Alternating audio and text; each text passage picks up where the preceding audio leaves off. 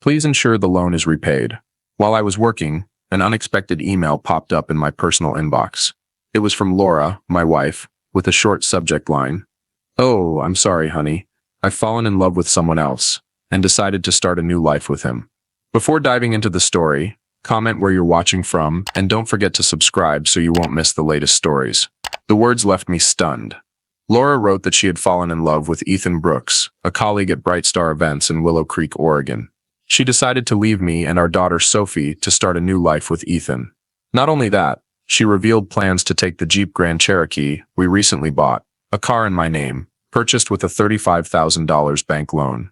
She had withdrawn all $20,000 from our joint account, money I had saved over years. She ended the email with a cold line. "Please ensure the loan is repaid. I'll send divorce papers.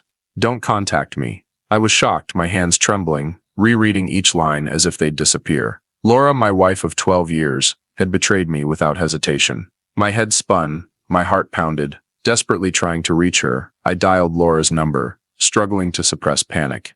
The phone rang a few times, then her voice came through, eerily calm. "Oh, I'm sorry, honey," Laura said, her tone flat. "I've fallen in love with someone else and decided to start a new life with him." I tried to interrupt, my voice breaking. "Laura, what are you talking about? What about Sophie, the loan? You can't do this." But she ignored me, continuing. "It started as a fling, but now it's serious. I want to live with Ethan." Then she hung up mid-sentence, leaving me no chance to respond. I called back immediately, my hands shaking so much I nearly dropped the phone.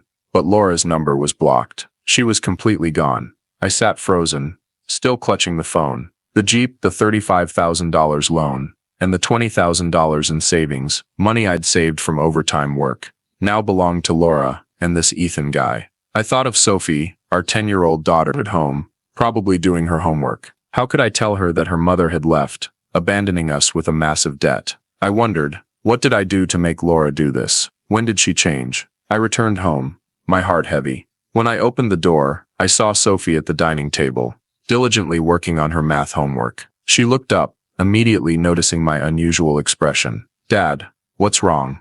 Aren't you eating dinner?" Sophie asked, her voice tinged with worry. I forced a weak smile, but my eyes stung. "I'm just a bit tired, sweetie," I replied, sitting beside her. Lit sad head. I wanted to tell the truth, that her mother had left, taken the car, the money, and left us with debt, but my throat tightened. Sophie didn't press further, but her eyes showed she sensed something was wrong. I looked at Sophie, my heart aching. She was smart, always asking questions that caught me off guard. Like, "Dad, how do banks charge interest? Or does Mom like her new job?" I used to think it was just curiosity. Now I wondered if Sophie had noticed Laura's changes long before. I recalled times Laura came home late, her phone buzzing constantly, a secretive smile when texting. I'd brushed it off, thinking she was just busy. Now the truth hit like a punch to the face, leaving me reeling. Laura hadn't just taken the car and money, she'd taken my trust and our future. I stood up, pretending to get water from the kitchen, but really to hide my teary eyes. Looking out the window, the dim streetlights illuminated the quiet street. Laura was gone, taking everything I once cherished. Only Sophie remained, and I knew I had to be strong for her. But the $35,000 debt, an empty bank account, and a broken heart made me feel like I was sinking into an abyss. I felt lost, my mind blank, unsure how to face this injustice. I clenched my fists, telling myself, I have to get through this. For Sophie. Sophie was still at the table, focused on her homework. "What's wrong, Dad?" Her worried, mature beyond her years look lingered in my mind. I couldn't tell her that her mother had left with Ethan, an old friend who'd joined us for dinner a few times, taking everything, including the dream I once had of a complete family. Laura and I met at the University of Oregon. I studied accounting. She studied art. One a dreamer, the other practical. We thought our differences were our strength. When Sophie was born, I believed I had it all. But perhaps those differences quietly cracked everything. And now, with everything shattered, I had only one thing left to hold on to: Sophie. Laura wasn't as stable as me. She jumped from job to job, from restaurant server to event planning, never sticking long. I was the financial pillar, working at Cascade Accounting, ensuring rent, Sophie's tuition, and savings for the future. Laura often complained I was too serious, that I didn't know how to live in the moment.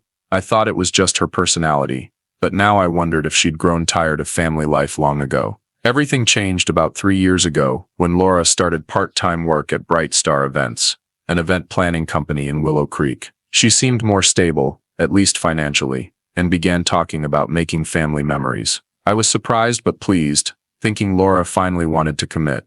She suggested buying a Jeep Grand Cherokee, saying it would let us camp at Silverwood Park, explore Oregon's roads, and make Sophie happy. "James, live a little," she said, her smile radiant. "Sophie will love it." I agreed, partly to please my wife and daughters, partly because I thought it signaled Laura's change. But there was a catch. Laura didn't qualify for a loan due to her poor credit score. She'd overspent before, leaving credit card debts I had to clear. "Don't worry, you take out the loan," Laura urged. "I'll help pay, I promise." I hesitated, but seeing Sophie's excitement about the car, I nodded. We signed for the Jeep, with a $35,000 loan in my name. On delivery day, Sophie jumped around the shiny Jeep, shouting, "Dad, we're going camping at Silverwood Park, right?" Laura smiled, hugging Sophie, but I noticed her glancing at her phone more than usual. I thought it was work, but now I know it was probably Ethan. In the months that followed, Laura changed. She was often absent, claiming late work at Bright Star Events. Her phone buzzed constantly, and she giggled while texting. Something she rarely did with me. I asked, "You okay? Anything new at work?" Laura brushed it off. "Just some big projects. Don't worry." I wanted to believe her, but unease grew. Sophie noticed too. Once she asked, "Dad, why's Mom always out at night? Does she have a new friend?" I laughed, saying Mom's just busy. Don't overthink it. But deep down, I started to suspect. Now, sitting in the kitchen, I saw those signs clearly, painfully. Laura wasn't just busy. She was planning to leave with Ethan. The Jeep, the family memories idea, was likely a pretext to get what she wanted before bolting. I blamed myself for being blind. I took out the loan, let Laura access our savings, and now I was paying the price, not just financially, but with a broken heart. In the dark kitchen, watching Sophie do her homework, I felt Laura's betrayal like a wave drowning me.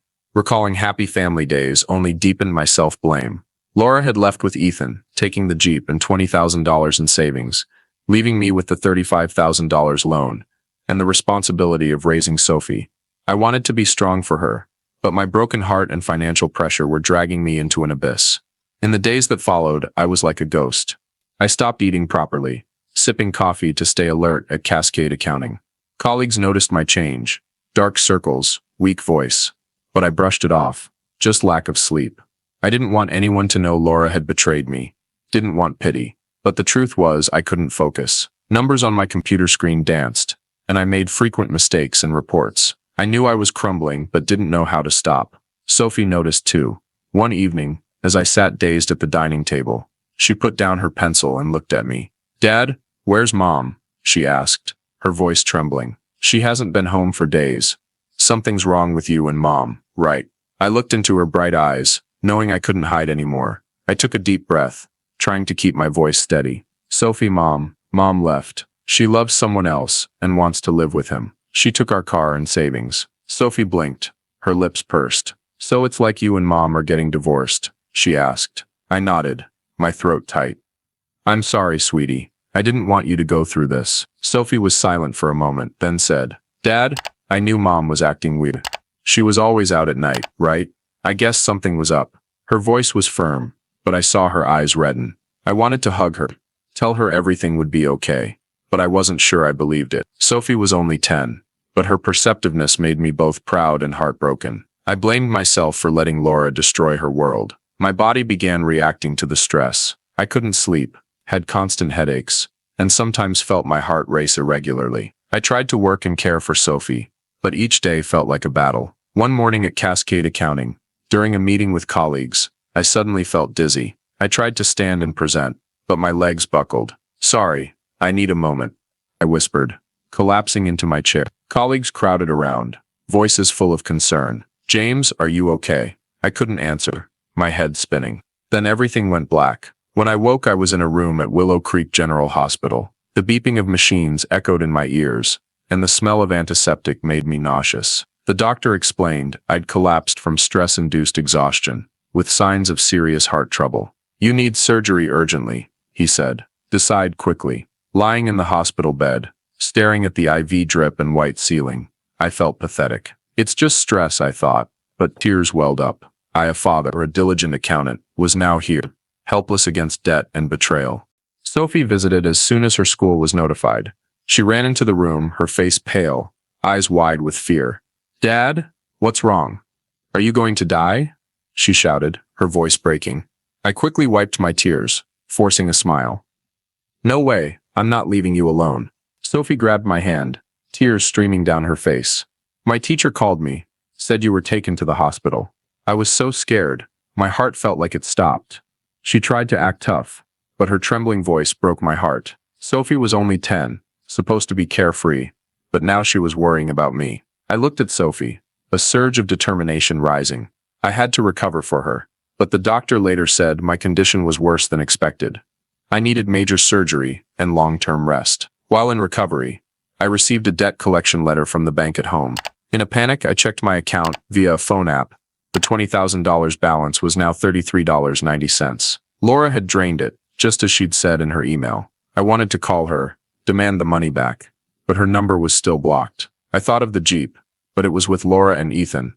I couldn't sell it. Lying in the hospital bed, despair overwhelmed me. Sophie sat beside me, trying to cheer me up with school stories, but I knew she was scared too. "Dad, you'll get better, right?" she asked, her voice tiny. I nodded, but inside, I wasn't sure. I wondered, how will I pay the debt? How will I raise Sophie? Laura hadn't just taken the car and money. She'd taken my strength. Looking at Sophie, my heart tightened. She was the only reason I kept fighting, but I didn't know if I had the strength to go on. Sophie wasn't the type of kid to sit still. She was always sharp, smarter than other kids her age. From a young age, she loved reading science books, using the computer, and asking questions that made me think. When I told her the truth about Laura, Sophie didn't cry or blame anyone. Instead, she went quiet, her eyes sharp, as if processing something I couldn't grasp. I thought she was just coping with the pain, but I was wrong. Sophie was planning. One afternoon, while I was still in the hospital, Sophie brought her tablet, saying she wanted to do homework. I was exhausted and nodded, not paying much attention, but Sophie wasn't working. Instead, she secretly checked my phone, the one I'd left at home, and her teacher had brought to the hospital. Sophie remembered that last year, when we hiked at Silverwood Park, I'd installed a GPS app on Laura's phone for safety. The app was still active, and Sophie found Laura's location. She was at a campsite near Silverwood Park, not far from Willow Creek. Sophie didn't stop there.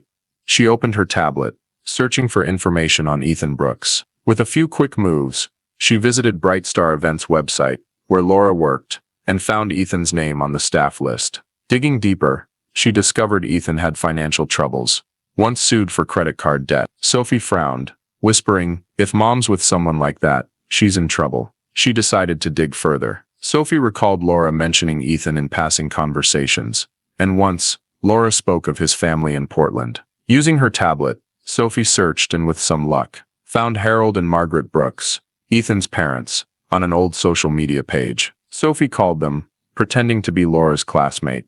"I heard Ethan's living with my mom, Laura Carter," Sophie said, her voice calm but careful. "But my mom took my dad's car and money. I think you should know." Harold, his voice angry, said Ethan's causing trouble again. "We're coming to Willow Creek now." Sophie smiled, knowing her plan was working. But Sophie didn't rely solely on Ethan's parents. She remembered the Jeep was in my name, and Laura took it without permission. Sophie secretly called the Willow Creek police, reporting that my Jeep Grand Cherokee was stolen. She provided precise details, the license plate, the GPS location near Silverwood Park, and descriptions of Laura and Ethan. "I think they're camping there," Sophie told the officer, her voice confident.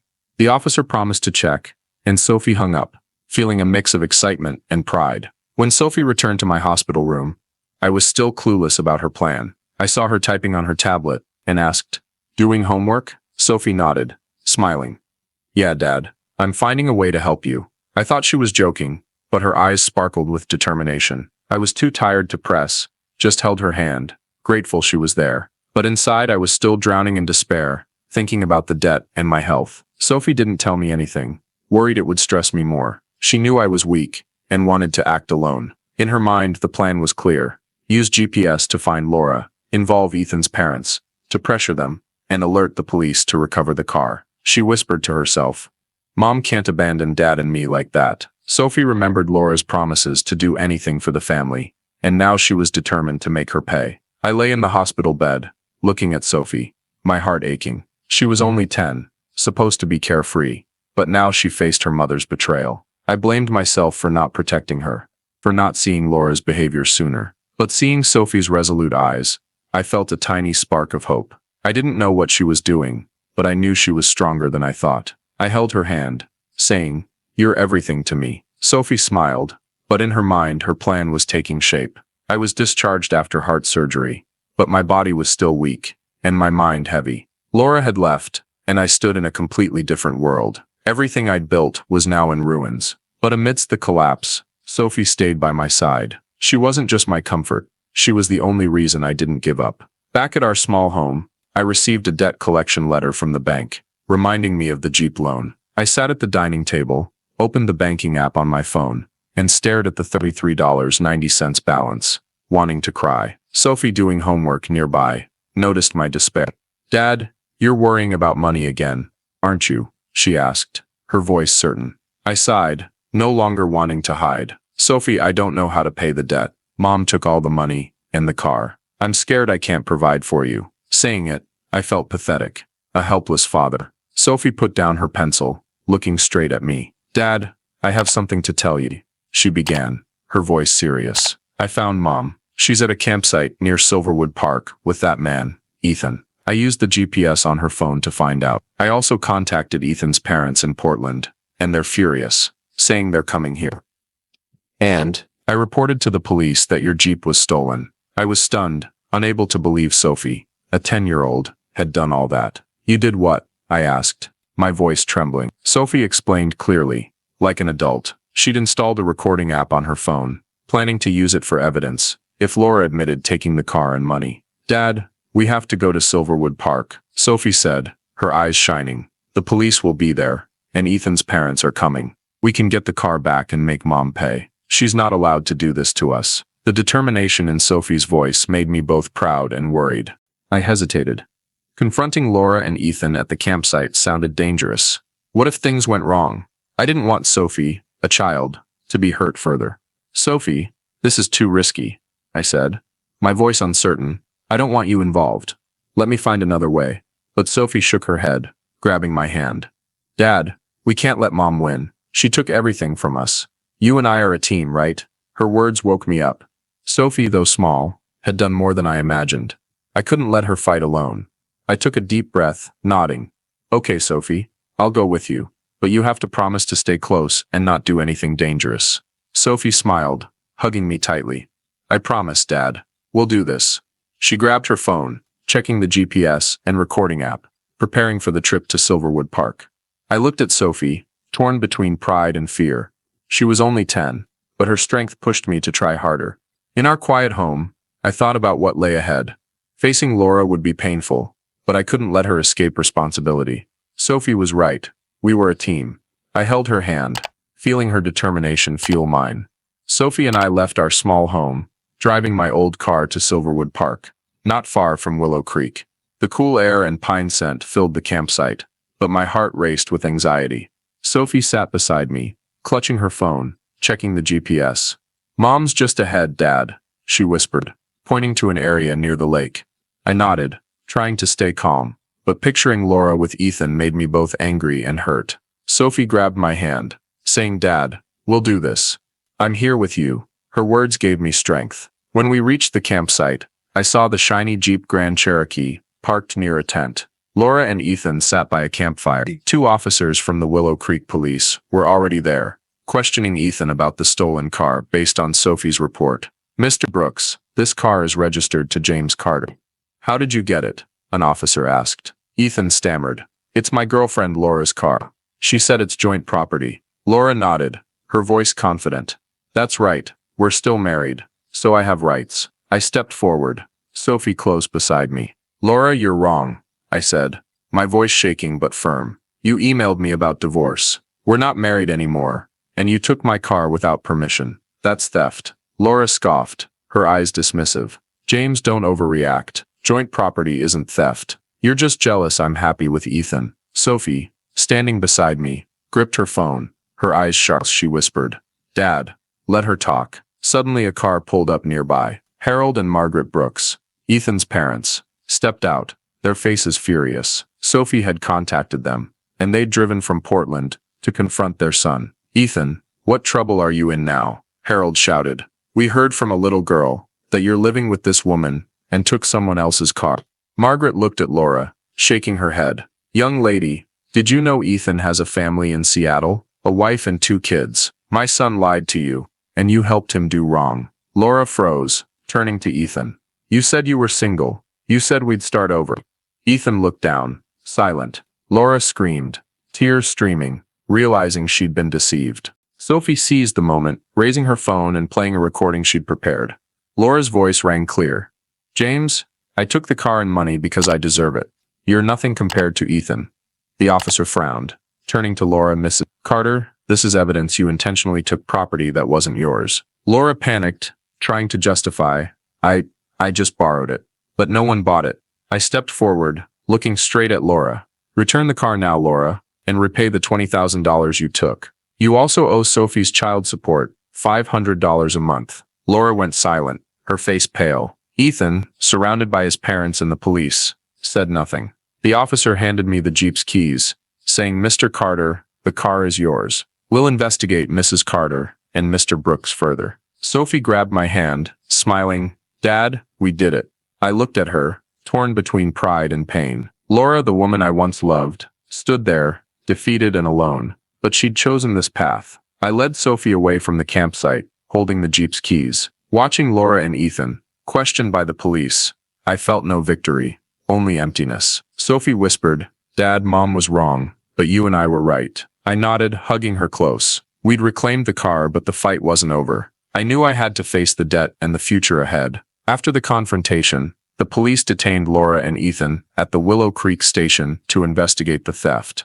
I didn't want to drag things out, but I knew I had to act to protect Sophie and seek justice. I hired a local lawyer, Thomas Reed, known for being tough in divorce cases. In his small office, I recounted everything. Laura's email, her taking the car and $20,000, Sophie's recording, and Ethan's parents' statements. Reed nodded. "James, we have enough evidence. Laura didn't just break property laws. She intentionally deceived. I'll ensure she repays what she took." The trial at the Willow Creek courthouse was swift. Laura, looking haggard, tried to claim she'd only borrowed the car and money, but Sophie's recording silenced her. The judge ruled Laura must repay the $20,000 she withdrew from our joint account and pay $500 monthly child support for Sophie. "Mrs. Carter, your actions were deliberate and illegal," the judge said. "Mr. Carter suffered significant harm, and you're accountable." Laura bowed her head, avoiding my gaze. I sat in the back row, holding Sophie's hand,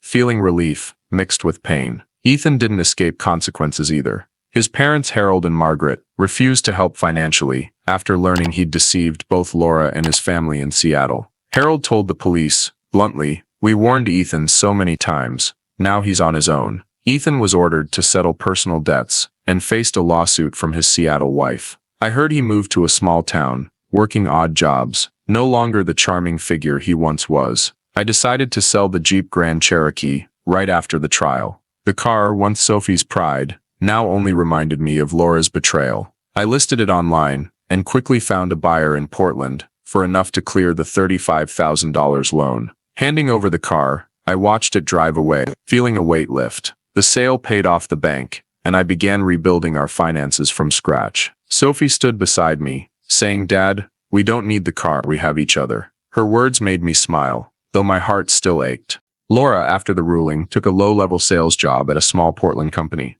Her wages were garnished to repay the $20,000 and Sophie's support. I wanted no contact with her, no apologies or excuses. Through my lawyer, I insisted all communication be legal documents only. "Sophie doesn't need a mother like that," I told Reed. He nodded, ensuring Laura complied. I cut all ties, deleting her number and email from my life. Sitting in our Willow Creek home, watching Sophie play with her tablet, I felt lighter than before. We'd reclaimed justice, but at the cost of shattered trust. I wondered if I could ever forgive Laura, but thinking of Sophie, the girl who fiercely confronted her mother to protect me, I knew I didn't need Laura anymore. Sophie was everything. and I'd do anything for her future. I held Sophie's hand, saying, "You saved me. You know that." Sophie grinned, looking up.